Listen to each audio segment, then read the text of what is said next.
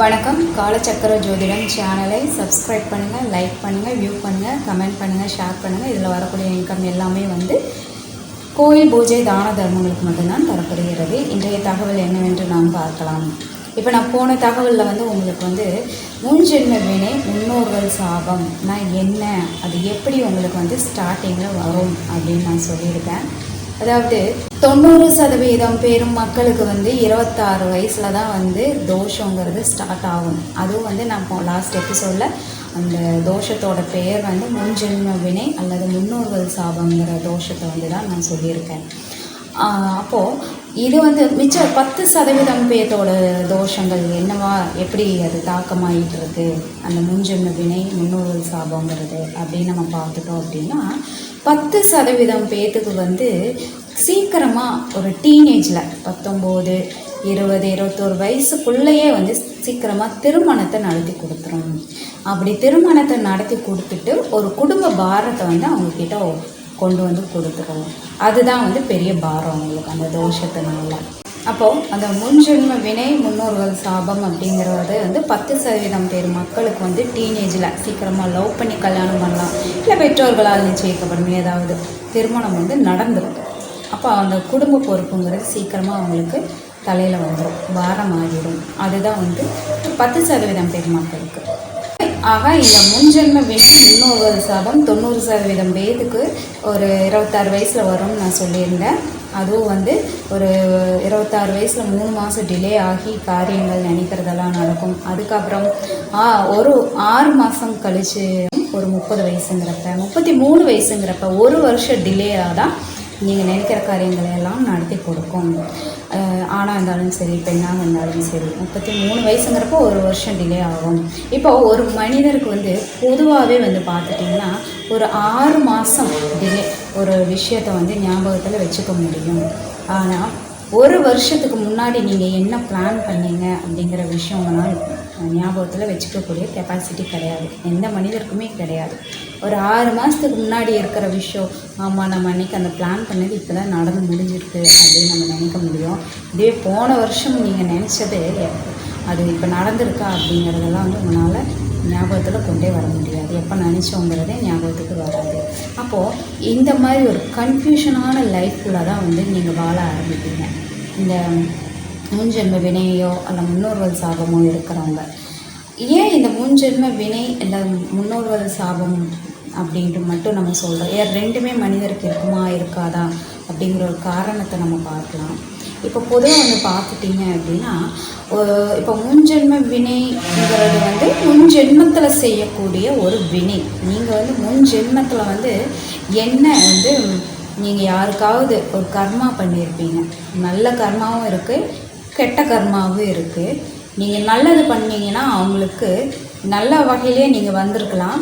உங்களை நம்பி இந்த ஜென்மத்தில் அவங்க இருப்பாங்க. நீங்கள் நல்ல கர்மா பண்ணியிருந்தீங்கன்னா உங்களை நம்பி அவங்களோட காரியங்கள் நடக்கிறதுக்காக உங்களை நம்பி இந்த ஜென்மத்தில் காத்துக்கிட்டு இருப்பாங்க.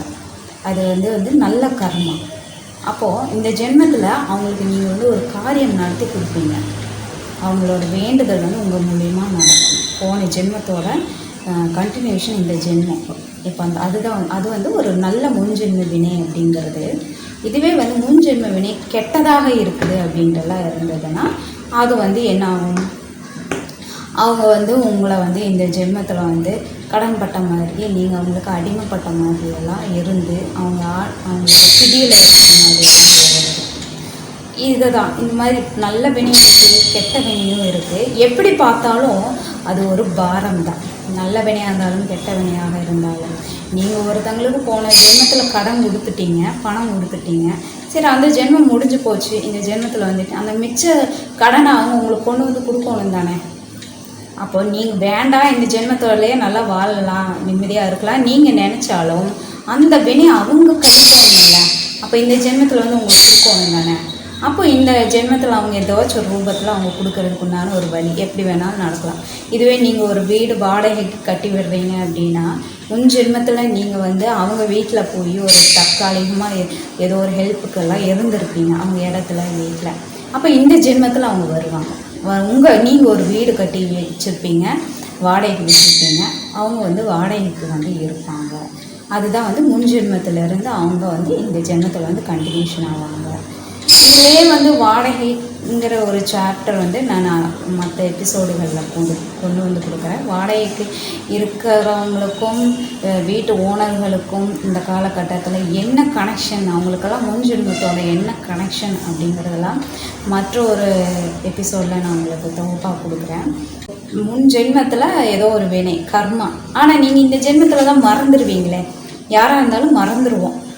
அப்போ இந்த ஜென்மத்தில் மறந்துடுவோம். ஆனால் சில கண்டினியூஷனாக லைஃப் வந்து உங்களுக்கு நினச்சதெல்லாம் கரெக்டானதுக்கு நடக்காமல் போகிறது, பெரிய வாழ்க்கையே ஒரு பாரமாக இருக்கிறது, அதெல்லாம் வந்து ஒரு 20 வயசு மேலே இருந்து அப்புறம் 26 வயசுக்கு மேலே எல்லாம் தான் வர்றது. இந்த முன்ஜென்ம வினை தான் இப்படி பண்ணும். கண்டிப்பாக முன்ஜென்ம வினை, முன்னோர்கள் சாபம் ரெண்டுமே எல்லாம் ஒரு மனிதருக்கு அட் அ டைம் இருக்காதுங்க. ஏதாச்சும் ஒன்று மட்டும்தான் இருக்க வாய்ப்பு இருக்குது. ஏன்னா ஒன்றை தாங்கிக்கக்கூடிய கெப்பாசிட்டியே ஒரு மனிதனுக்கு கிடையாது. அப்போ 2 தோஷமே ஒரு மனிதனுக்கு இருந்தால் கண்டிப்பாக அங்கே மனுஷனே வாழ்கிறதுக்கு ஒரு இடமே கிடையாது, முடியாதுங்க. அந்தளவுக்கு தோஷம் போட்டு அவங்கள போட்டு அமுக்குதுன்னா அந்த மனுஷங்கிற ஒரு ஜீவனே இல்லாமல் போயிடுங்க. அதனால் முன் ஜென்ம வினை இல்லை முன்னோர்கள் சாபம் ஏதாச்சும் ஒன்று மட்டும்தான் இருந்தால் இருக்கலாம் ஒரு மனிதனுக்கு. ரெண்டுமே எல்லாம் அட் அ டைம் இருக்கிறதுக்கு வாய்ப்புகள் கிடையாது. அப்போ இந்த முன் ஜென்ம வினை முன்னோர்கள் சாபம் ஏதாச்சும் ஒன்று தான் இருக்குங்கிறது கன்ஃபார்ம்டாக நீங்கள் மைண்டில் வச்சுக்கணும். அப்போ ஏதாச்சும் ஒன்று தான் நீங்கள் இருக்கும், அதுக்கு மட்டும்தான் பரிகாரம் பண்ணி ஆகணும். ஆனால் ரெண்டுமே இருக்குது, ஒவ்வொரு வாட்டி ரெண்டுமே மாற்றி மாற்றி இருக்குது. ரெண்டுமே இருக்குங்கிறது நீங்கள் யார் எங்கே சொன்னாலும் நீங்கள் நம்பவே தேவையில்லை.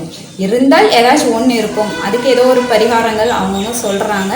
அது வந்து எல்லாத்துக்குமே வந்து ஜஸ்ட் ஒரு தற்காலிகமான ஒரு சொல்யூஷன் தான். நிரந்தரமாக எல்லாம் உங்களுக்கு லைஃப்பில் அதெல்லாம் போகாதுங்க, அதெல்லாம் சான்ஸே கிடையாது. அதுக்கெல்லாம் வந்துட்டு பல ஜாதகத்தை வந்து பல ஆராய்ச்சிகளோடு பண்ணி தான் உங்களுக்கெல்லாம் அந்த பரிகாரத்தை எடுத்து பண்ண முடியும். இது 1 நாள் 2 நாளில் கூட அதுக்குண்டான பரிகாரங்கள் யாருனாலையும் பண்ணவே முடியாது. எவ்வளோ தொலைதூர கோயிலுக்கு நீங்கள் 100 வாட்டி போனாலும் அது வந்து பண்ண முடியாது. ஆனால் நீங்கள் வந்து உங்கள் வாழ்க்கையில் எந்த தோஷமும் இல்லாமல் இருக்கணும்னு நீங்கள் நினச்சிங்கன்னா நீங்களாக பண்ணிக்கக்கூடிய பரிகாரம் இருக்குது. நான் அதை வந்து அடுத்த எபிசோடில் சொல்லுவேன். அதை இல்லைன்னா நாங்கள் பண்ணக்கூடிய காலச்சக்கரம் 30 நாள் பரிகாரம் மட்டும்தான் உங்களுக்கு கை கொடுக்கும். நாங்கள் உங்களுக்கு 30 நாள் அந்த ஜாதகத்தில் பண்ணி கொடுப்போம் தோஷ பரிகாரம். அதுதான் வந்து உங்களுக்கு முற்றிலும் உங்களுக்கு வந்து எல்லா தோஷத்தையும் எடுத்து டெலிட் பண்ணிவிட்டு நல்ல ஒரு நியூ லைஃப்பில் என்ட்ரி பண்ணிவிடும். அந்த மாதிரி இல்லை நீங்களாக பண்ணக்கூடிய பரிகாரம் இருக்குது, அது நான் வந்து அடுத்த எபிசோடில் கண்டிப்பாக உங்களுக்கு நான் சொல்கிறேன். அதைப்படி நீங்கள் பண்ணாலும் உங்களுக்கு எல்லா தோஷங்களும் போகும். நம்ம காலச்சக்கர சேனலை சப்ஸ்கிரைப் பண்ணுங்கள், கமெண்ட் பண்ணுங்கள், ஷேர் பண்ணுங்கள், வியூ பண்ணுங்கள். நன்றி நேயர்களே.